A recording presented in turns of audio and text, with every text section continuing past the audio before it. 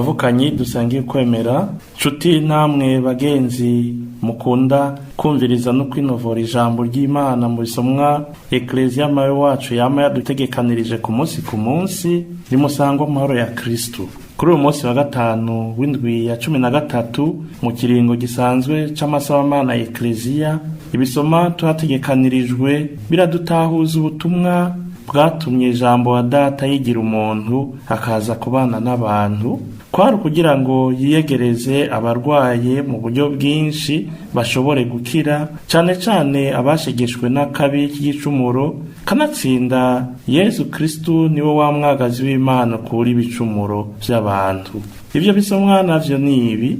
Igisoma ca mbere tugikura mu gitabo c'amamuko mu kigabane ca 23 uhera ku karongo ka mbere gushika ku ka kane ugasimbiza ku karongo ka 19 ugaca usimbiza mu kigabane ca 24 kuva ku karongo ka mbere gushika ku 8 ugasimbiza ku ka 62 gushika ku ka 67. Turasamiriza kandi izaburi y'105. Inkuru nziza y'uyu munsi tuyikura mu nkuru nziza yanditswe na Matayo mu kigabane c'9 kuva ku karongo k'9 gushika ku karongo ka 13. Mukama Mana yacu, yaga ijambo ryawe turarinyotewe. Ibyo dusoma mu gitabo c'amamuko. Sara amaze imyaka 127 arapfa, agwa i Hebroni mu gihugu ca Kanahani. Ibrahimu aramugandarira amuririra, hanyuma ava iruhande y'ikiziga ciwe arahaguruka agenda kubwira Abahitite ati, jewe ndakavantara n'umushitsi wanyu, ndabasabye rero ikibanza co guhambamwo umuntu wanje yahwereye. Ibrahimu arahamba umugore wiwe Sara mw'isengero ryo mu murima w'i Makepela aharabana n'Imambre mu gihugu c'i Kanahani. Ibrahimu yarashaje cane, n'umukama yari yamuhezagiye muri vyose. Ibrahimu rero arabarira umubwiriza wiwe yarabivyiwe kuva na kera ati, ndakurahije umukama Imana y'ijuru n'isi, yuko utazosabira umwana wanje umugeni mu bakobwa b'abanyakanahani tubana, ariko uzogenda mu biwacu mu mavukiro yanje, niho uzosabira umugeni umuhungu wanje Izahaki. Uwo mubwiriza aramwishura ati, none ni wa mwigeme yanka kunkurikira muri iki gihugu, notegerezwa kugarukana umuhungu wawe mu gihugu wavukiyemwo? Ibrahimu aramwishura ati, urareka rwose gusubizayo umwana wanje. Umukama Imana y'ijuru n'isi we yankuye mu biwacu no mu mavukiro yanje, akambarira akongera akandahira yuko azoha uruvyaro rwanje iki gihugu, niwe azorungika umumarayika wiwe akuja imbere kugira ngo abe ariho usabira umwana wanje umugeni. None rero uwo mwigeme niyanka kugukurikira, ntuzoba ugifatwa n'iyo ndahiro nkurahije, mugabo urareka rwose gusubizayo umwana wanje. Izahaki yari yabavuye mu gahinga kandi yaba mu gihugu ca Negebi. Umunsi umwe izuba ririko rirarenga, Izahaki yarasohoka kuyebayeba, araramuye amaso abona ingamiya ziriko ziraza. Rebeka nawe araramure amaso, nawe nyene acabona Izahaki. Abonye Izahaki ava ku ngamiya abaza uwo mubwiriza ati, uriya muntu aje kudusanganira ninde? Uno mubwiriza aramwishura ati, ni databuja. Rebeka aca yabira umwitwikiro wiwe yitwikira mu maso. Umubwiriza nawe yiganira Izahaki ivyo yakoze vyose. Izahaki araheza ajana Rebeka mu rusago rwiwe aramwabira, nawe aba umugore wiwe. Bisubiye kandi aramukunda. Ivyo birirura Izahaki umubabaro wa nyina wiwe. Iryo ni ijambo ry'Imana. Shemeza umukama kuko ari mwiza. Shemeza umukama kuko ari mwiza. Shemeza umukama kuko ari mwiza, nkako ubuntu bwiwe bwamaha imyaka yose. Ninde azobasha kurata ibikorwa vy'umukama? Ninde azoyaga ubunini ahazwa bwiwe?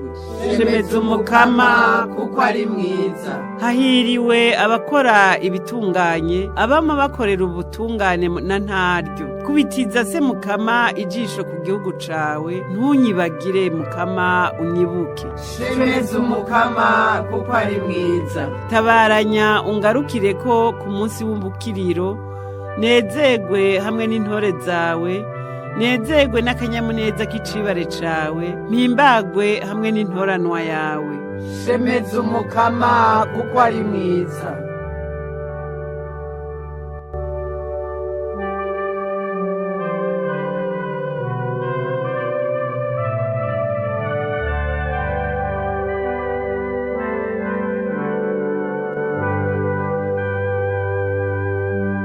ivyo dusoma mu nkuru nziza yanditse Matayo. Yesu avuye aho yarari, aho yakize ikimuga i Kafarnaumi, abona umuntu yicaye atoza ikori yitwa Matayo. Amubwira ati nkurikira, nawe aca arahaguruka aramukurikira.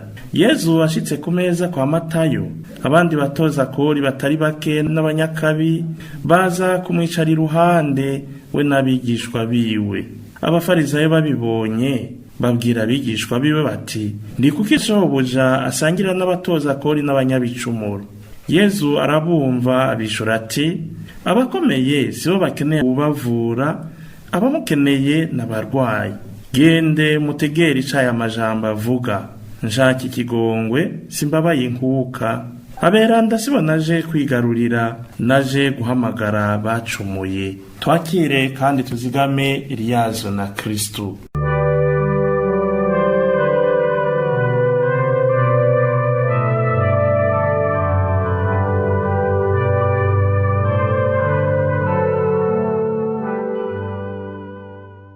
Bavukanyi bakundwa b'Imana, namwe mwese muhozagazwa no gusosereza ijambo ry'Imana mu kwinovora ry'umukama yajeje kutuyagira mu bisomwa twumvise.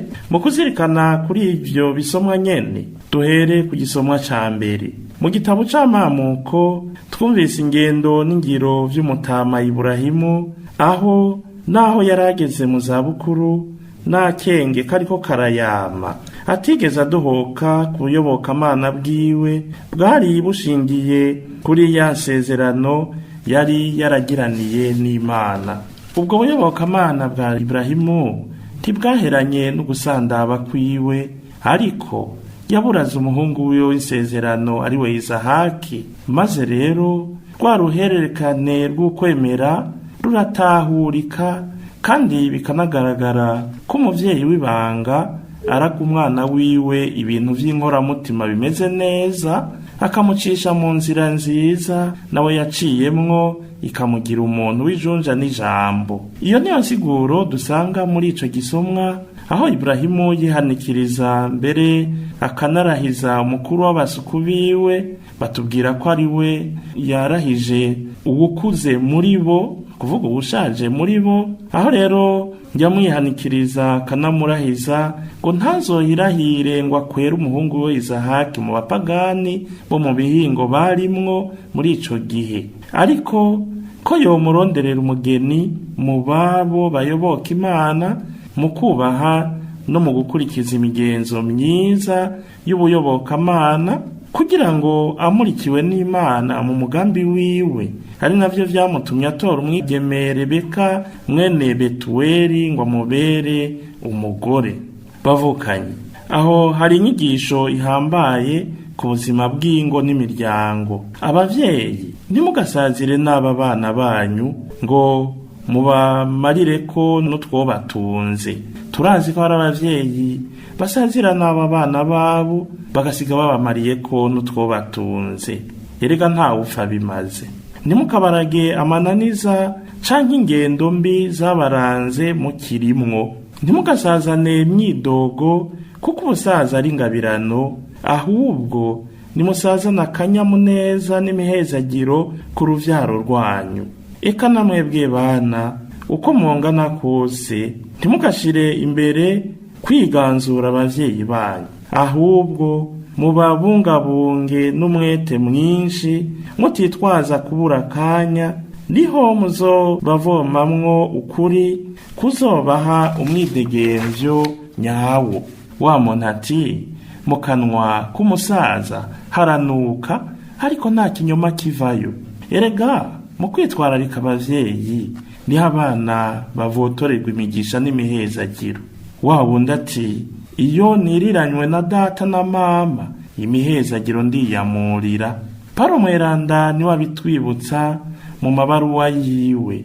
Murirabira mu ibaruwa yandikiye Abanyakolosi mu kigabane ca 3 kuva ku karongo ka 20 gushika ku ka 21, canke mu ibaruwa yandikiye Abanyefezi mu kigabane ca 6 kuva ku karongo ka 1 gushika ku ka 4.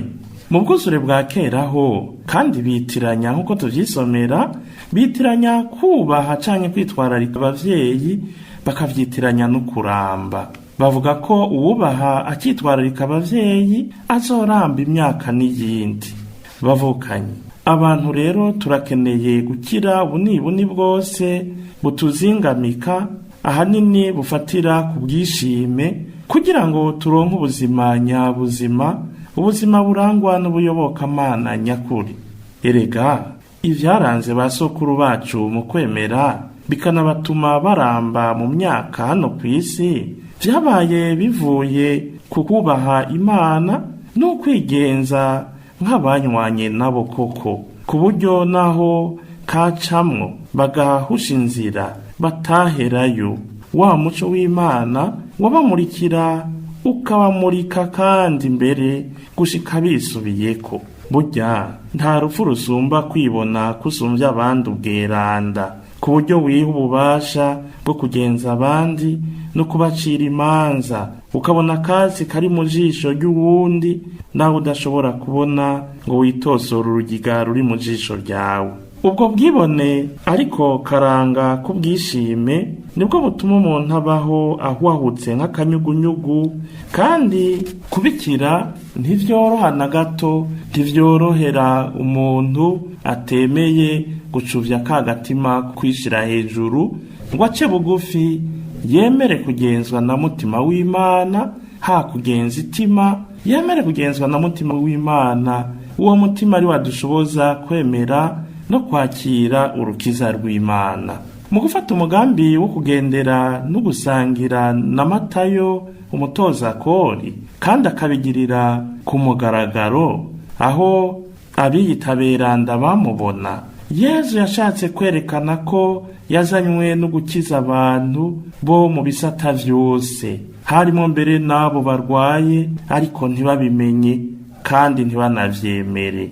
Tubona rero Yezu ari hagati y'abacumuzi, abitwa abacumuzi, no kuvuga abatoza kori bari bafatwa nk'abacumuzi bicese, bari kumwe n'abandi banyakabi benshi. Ariko kandi turabona n'aba bafarizayo biyita ko ari beranda, Yezu ari hagati yabo bose. Abigisha n'abafarizayo bari bazi ibintu vyinshi, uko n'ukuri, ariko ubwo bumenyi mu vy'isi no mu vy'amategeko n'imigenzo canke mbere n'imihezo, ubwo bumenyi mbere bwabahesha icubahiro n'ivyicaro vy'iteka, bwabatumye ha guca bugufi ngo babere inkomoko y'ubugororotsi, bwabatumye canke bwabatuma bagira ubwishime bwatuma bigira abahinga muri vyose, mbere no mu bweranda. Gutyo rero bakama bagenza zina muntu wese kugira ngo barabe icoba kidahuye n'imihezo